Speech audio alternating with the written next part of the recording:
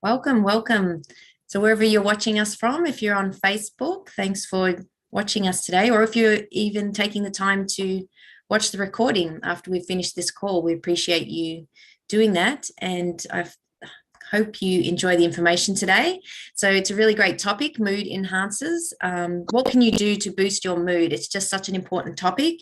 And something I'm really passionate about, being a health and nutrition coach. I know it's something that you're passionate about too, Dr. Curt. You bet.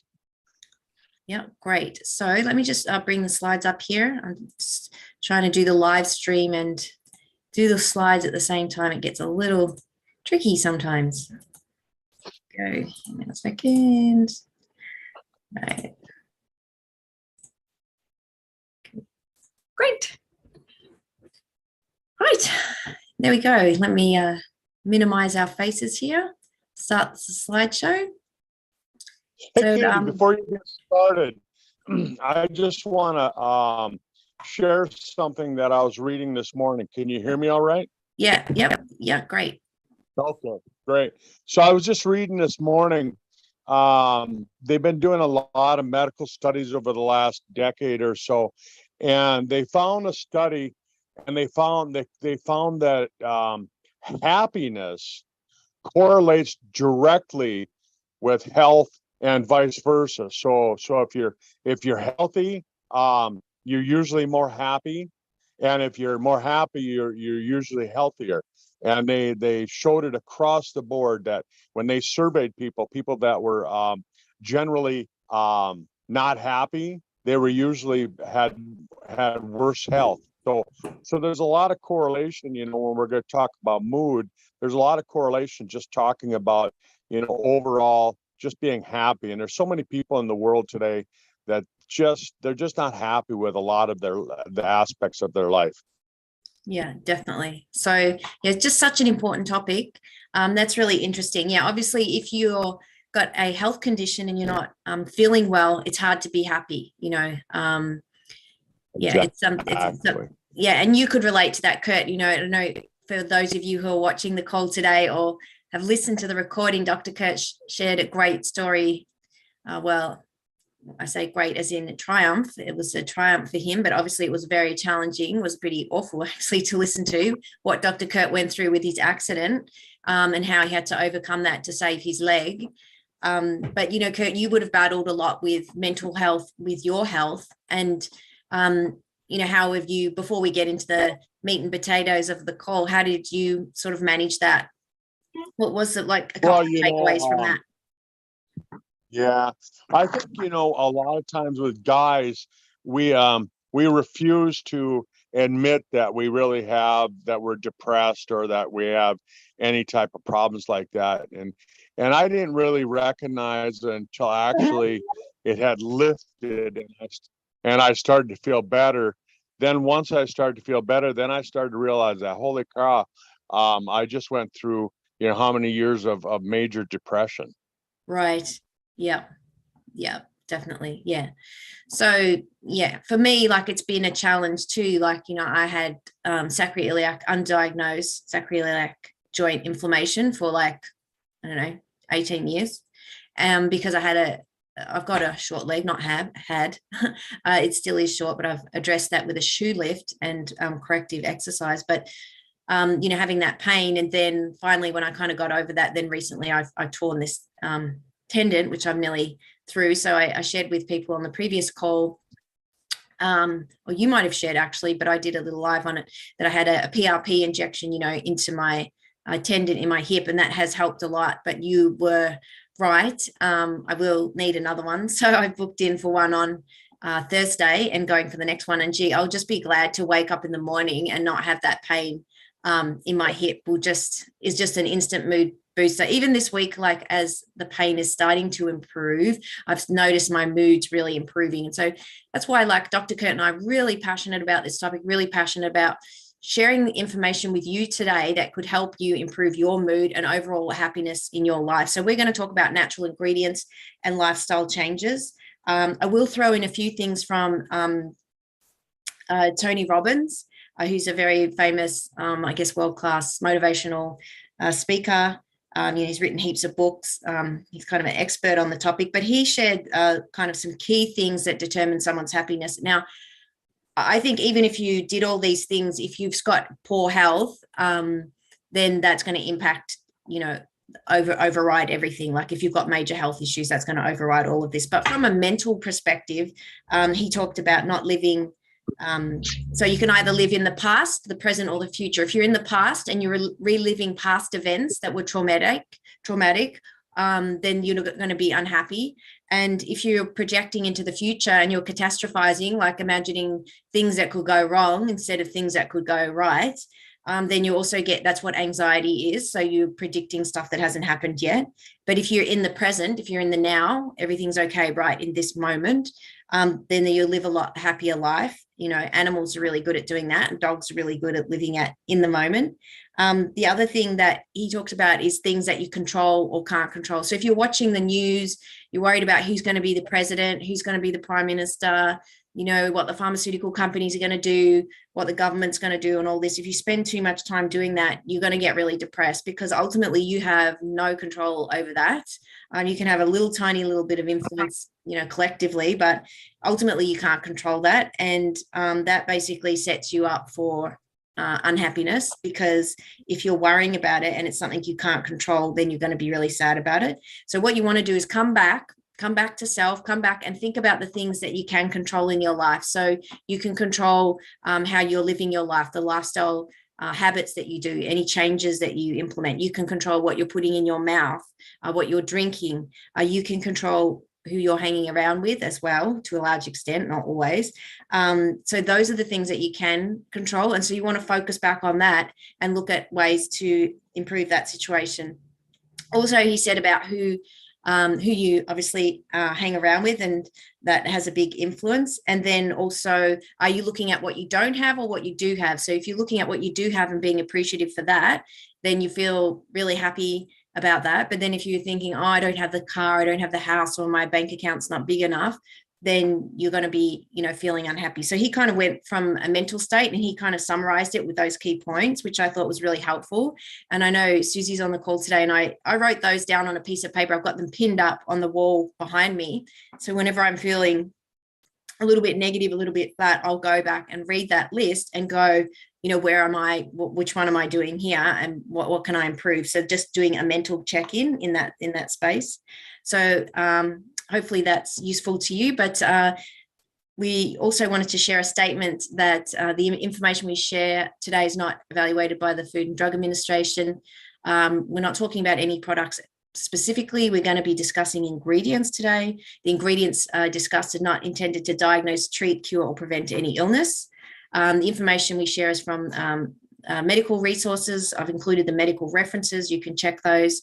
If you are taking prescription medication or have a pre-existing medical condition, do consult with your healthcare provider before taking perhaps supplements or making any changes.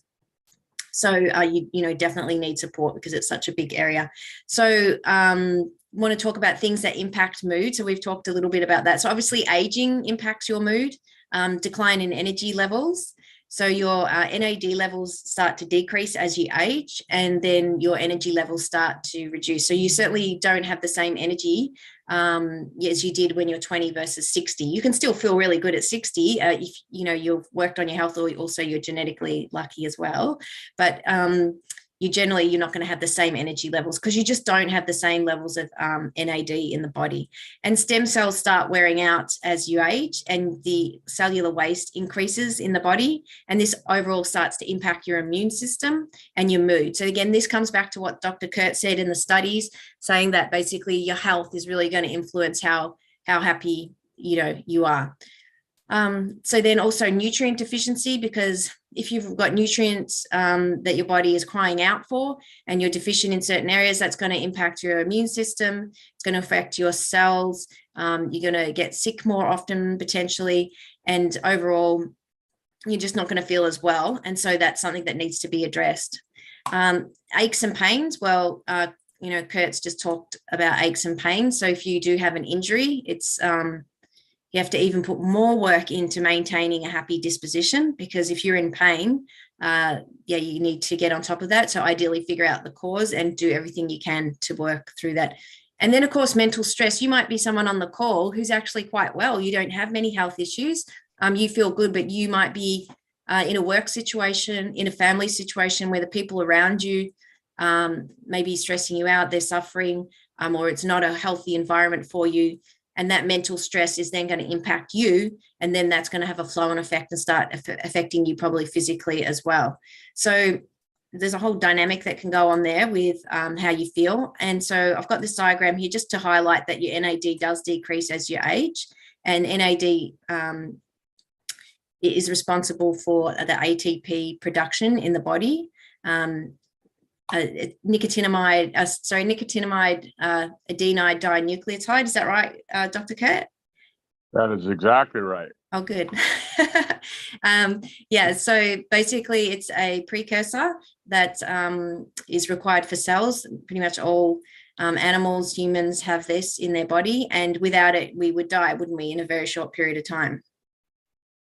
If you didn't have NAD, you'd be dead in less than 20 minutes. Yeah. So this is why we see that when Dr. Curt and I have worked with people and they've been taking certain ingredients that has supported their body to increase NAD, we've noticed that they have had the most drastic improvements is those that are older. And the reason is because of this diagram, because as you can see, when you're approaching 70, 80, your levels are so low. So if you can boost those up even just a little bit, you're going to notice it quite a bit. But maybe when you're in your 40s, 30s, you're not going to notice it as much as when you're older. So that's really important to note. So talked about energy levels. So we've kind of covered that there. So mood improves when we address these things, and we're going to talk about some of those. This one's worth putting in here. I really wanted to put this one in here because alcohol does affect your mood. I'm just trying to move this bar so it doesn't cover it where it's kind of covering the, oh, there we go. Yeah, so how does alcohol affect your mood? So when you drink alcohol, it reduces, it can contribute to depression because you get reduced free serotonin and dopamine levels, and definitely anxiety, because at the time you might feel a little boost in happiness initially, but then when they, hang on, I'll just mute you out there, Vicky. Sorry, if everyone could just keep their microphone muted, that would be great. Thank you.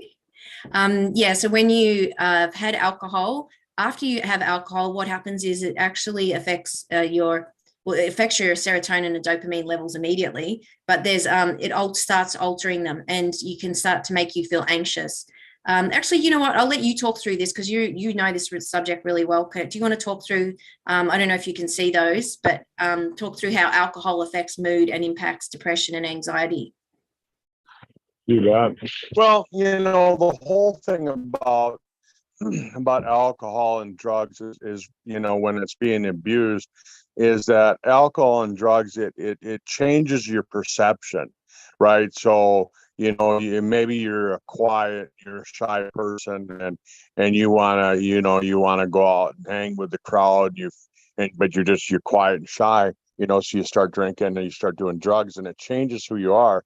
And really over a period of time, it's just not good because it causes some damage to the nerves, to the nervous system, and then your body has to go through that repair. So I mean, I don't know if you want me to say much more about it than that. I mean, that's really the main thing is that they're not really making you any happier. They're not really making you so you're not depressed. It's just changing your depression about where you're at. Yeah, exactly. So, because, some people take it to help with managing stress, but ultimately at a certain point, it can actually make that stress worse and not realizing it. So alcohol is really an important one. So this slide kind of sums it up here. This is from Abbey Care Foundation. So initially it causes an increase in dopamine and serotonin. It can lower anxiety and increase feelings of happiness initially, but later on, it can cause negative emotions such as anger, anxiety, and depression, and negatively impact pre-existing mental health conditions. So if you've already got anxiety issues, if you've already got depression or post-traumatic stress disorder and you start drinking, it's going to potentially exacerbate that situation going on there. It also affects the GABA levels in the brain, which is another neurotransmitter. So self-care. So we've sort of talked about the Anthony Robbins tips for improving your mental state, but here's some actual physical things that you can do before we get into the ingredients that you can do to improve your mood. So the 10 self-care mood boosters. So going outside for a walk, obviously exercise is really important for mood. And if you are somebody that suffers from anxiety or depression, you definitely want to make daily exercise part of your regime, whether it be going for a walk with a dog, yoga, or some other form of exercise, weightlifting, weights, I love. Resistance exercise is excellent. So, start small and build up, but walking and exercise. Journaling can be a really effective method. So getting your thoughts out on paper. It's not something I've done much of, but I can imagine that it would help a lot. And it's something that I've wanted to do. So, that's why I love doing these presentations too, because it's a good prompt for me to go, oh, okay, maybe you can add this in and be a little bit more diligent with that. So, journaling can be something really useful because it helps you get those thoughts and feelings out and can help you have a self check-in. Spending time with family and friends. One of the key things, I was watching this TED Talk, Dr. Curt, and they were talking about happiness. And after this long study, they found that the main factor that was determining people's happiness was, did they have friends and family around them that they felt were supporting them, that were supportive to their emotional needs, had a direct impact to how long they lived. So if you've got people, caring relationships, then you find that that has a positive impact on your overall happiness. And ultimately, we do need connection, and social connection is just such a critical part of overall happiness. I mean, even animals love it, right? We love having animals. Well, not everyone loves animals, but Dr. Curt, you could attest to that, how good it is even just to have your dog around. That is having company for people who don't have family. So animals and pets can be really helpful in that time as well. You could take a bath. Decluttering your home. So, if your home's really messy, having all that clutter everywhere can kind of create more of a confused state inside your mind mentally. And that when you clear out that clutter, it helps to declutter inside your head as well. Positive affirmations can be useful. We'll touch on sleep towards the end of the presentation. Curt can talk on that. And then, reading more books, uplifting books, taking yoga or meditation. So these are things that you can do to really boost your mood. Go on. Yeah, and Katie, I was just going to say that, one of the things that I found, for myself, and it's so easy to do and doesn't cost anything and doesn't take any time, is that, so many people, they go to work and they have a job that, you don't really build anything. You don't really feel like you've accomplished anything, because you're just a piece of the puzzle. And so I always tell people that you want to start your day by finishing something, so you can say, you accomplished something for the day. So a long time ago, about 20 years ago, I learned that first thing you want to do is, when you get out of bed, make your bed. Get out of bed, and I know it sounds probably kind of silly, but if you make your bed as soon as you get out of bed, what it does is it gives you that sense of accomplishment that, oh, I got something done today, Right. and maybe everything else you do the rest of the day, you only get bits and pieces done, so you don't feel like you accomplished anything.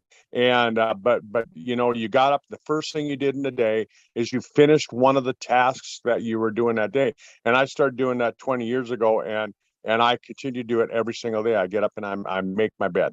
Oh, wow.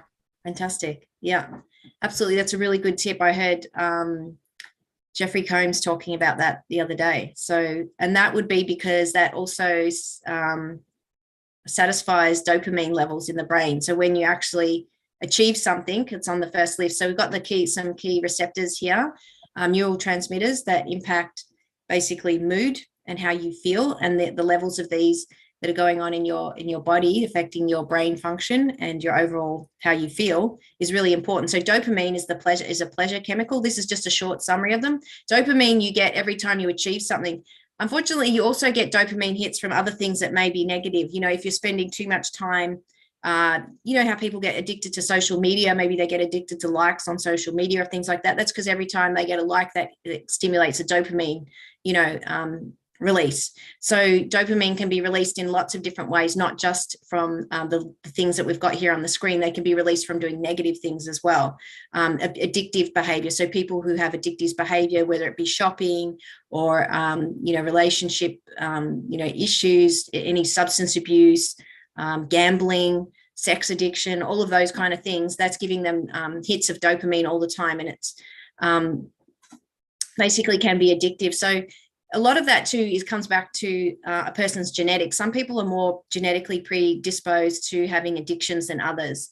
And also obviously your lifestyle and the people you surround yourself with. So if you're at a challenge because you're more genetically predisposed to having addictive type behavior, whether it be, and it can go across all things, it can go across food, it could go shopping, it could be, as I said, gambling, it could be a whole bunch of different things that you can tend to find it easy to get addicted to, then that means you're one of those individuals who's going to have to work a little bit harder than somebody else who doesn't have issues or as many challenges with regulating dopamine. And we're going to talk about, and Dr. Curt will touch on some of the ingredients that you can take that help to regulate and manage those levels in the body, in the brain. But here are some of the things that stimulate dopamine. So eating food, that's where some people can get addicted to food, but self-care activities, listening to music, laughter, achieving something, and exercise, they're positive things, obviously in moderation with some of those. But generally, you're looking at doing things that are positive that release dopamine levels. Oxycontin, did I pronounce that right? Pronounce that for me? Oxytocin. Yeah, oxytocin, sorry. Yeah, so this one, that's where I mentioned the pets before. So the first one is cuddling and touching. So when you hug someone, that hormone gets released. And that is really, really important for humans. When you pet your pet or hug your pet, you also gets released. Listening to music can release that, as well as giving compliments to other people and connecting with others, even if it's via phone or screens. Serotonin is your feel-good hormone. This one is really, really important. People who often suffer from depression have problems with regulation of serotonin, and that's partly how those antidepressants work, is they go and impact the regulation of this in the brain. But the natural things you can do for that is exercise, which we've talked on, really, really important. Tryptophan and B vitamins. So we're going to touch on those ingredients a little bit later. Sun exposure, meditation, nurturing your gut. So gut health is really important. We are going to go about 10 minutes over because this is such a big topic. I've probably put too much in here. Endorphins are natural painkillers. So endorphins get released when you exercise and when you go out in the sun, when you start laughing. So if you've got YouTube or some favorite videos that you like that are funny, it's always good to have those, so that when you're feeling kind of flat, go on and put something funny on and watch it and get yourself laughing. That can quickly change your mood, and also helps with pain levels. Love making, dark chocolate, and listening to music helps to release endorphins. So they're just some of the things that help. So we're going to get into the ingredients here that I wanted to talk about. There's so many ingredients that can support boosting your mood, and there's no way we could cover them. We're already way over time. We haven't really got into this yet, but niacinamide and niacin are really important in terms of mood regulation. So deficiency, let me just flip to this next slide. If you have a deficiency in niacin, it can actually cause psychosis. This is from the psychiatristwebsite.com. And it's actually called a condition called pellagra. And it's where somebody gets B3 deficiency. And so basically they can start to even develop dementia, paranoia, psychosis, schizophrenia as a result of a deficiency in this nutrient. So niacin is really important. And this was an interesting one I pulled on the right-hand side. You can see from drugs.com as a reference. This was based on user feedback. So out of 56 users that gave feedback about this ingredient, 45 said that niacin assisted them 8.7 out of 10 in terms of helping their mood for depression. So that's a really interesting finding there. Niacin is a precursor to several neurotransmitters in the brain, which have an impact on mood, and niacin sensitivity is correlated to symptoms of flushes. So there is a relationship there, when you can get a niacin flush. That's not a bad thing if you get a niacin flush when you do take niacin. So there's another point here that also says that it affects, your dopamine levels. It affects anxiety and depression. That sources from talkspace.com, mental health. And then niacinamide, this was a really interesting one, Curt. It said niacinamide has been shown in animals to work in the brain in similar ways to drugs such as benzodiazepines, like Valium type drugs. So they found that niacinamide helped people get through withdrawal from benzos. So the common problem, that was a PubMed study. So that's really interesting. So having those two ingredients, now do you want to tell people the difference between niacinamide and niacin? I mean, they're both the B3, but do you want to quickly explain that? Well, the main difference is that the niacinamide is more of a buffered form. It's attached to an amide molecule, but it makes it so it doesn't have as much flushing, and it's more of an activated form of niacin. So it's one step further in the process of being processed by your body. So that's kind of the easy way of looking at it.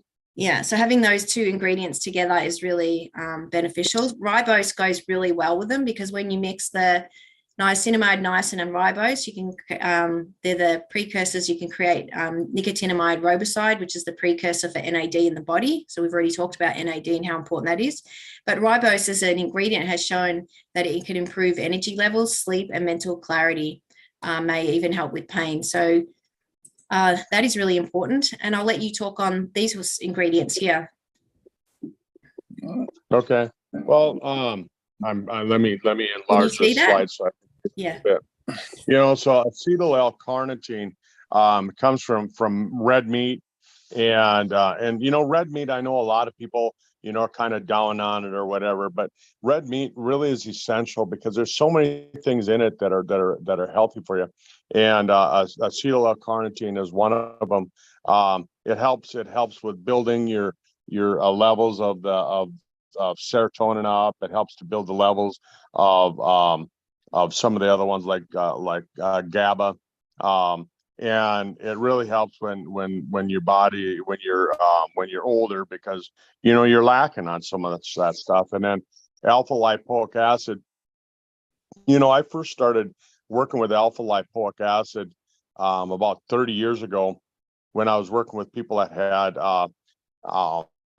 injuries to their nervous system. When they had spinal injuries and things like that, I started working with alpha lipoic acid. I started working with it with people that had I think you guys call it upper motor neuron lesions, but we call it like MS, multiple sclerosis, things like that. And, amyotrophic lateral sclerosis, or what a lot of people know as Lou Gehrig's disease.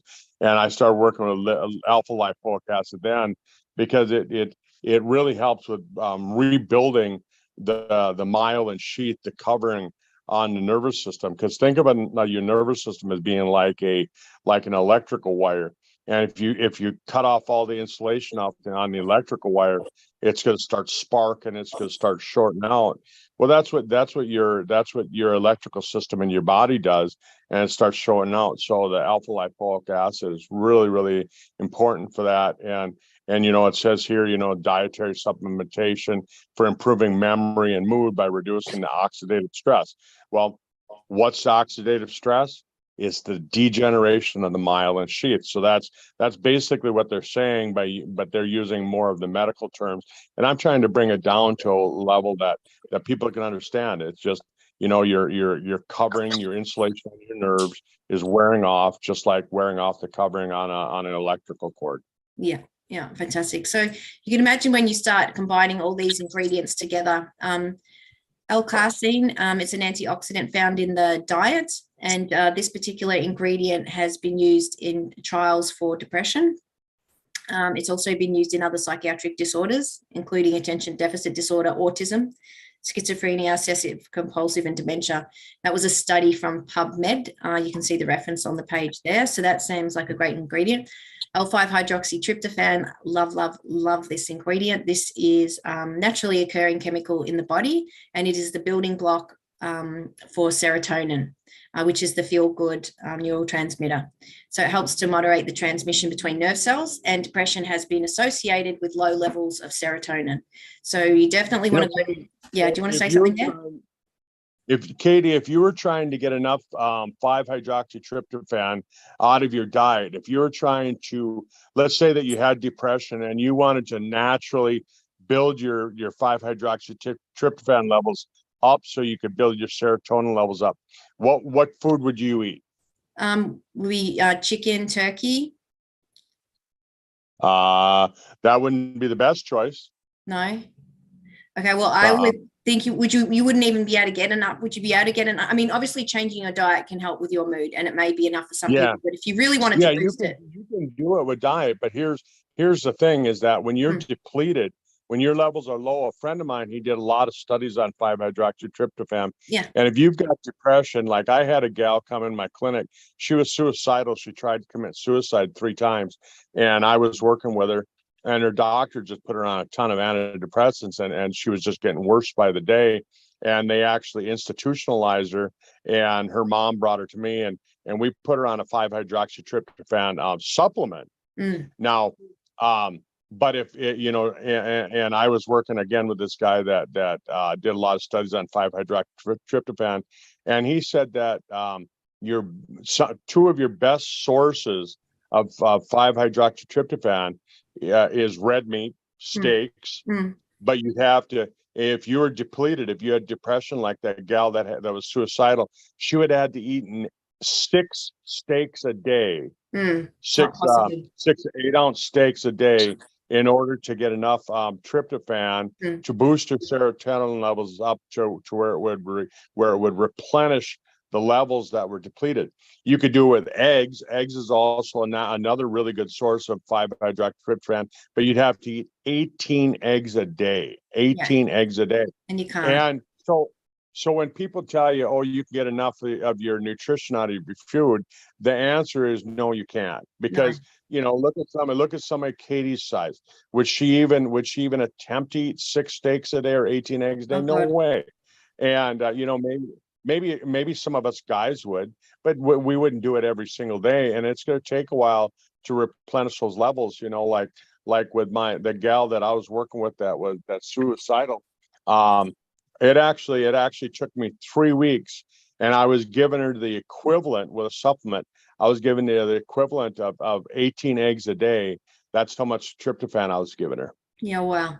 Yeah. So, I mean, as you can see how valuable natural ingredients are. And the challenge that we face is there's this sort of, thing going on between, pharmaceuticals, also what we can say with natural medicine, but pharmaceuticals, because a lot of these ingredients, aren't patented. So they're not in a medicine that is prescribed. So therefore, it's not controlled. So therefore, it's not really talked about. So it's really important to kind of learn about some of this information yourself, do the studies, do the research, check with your healthcare provider, of course, before making changes. But, it's really important to have some basic understanding of this information, because it could be really life-saving potentially, or life-changing for you.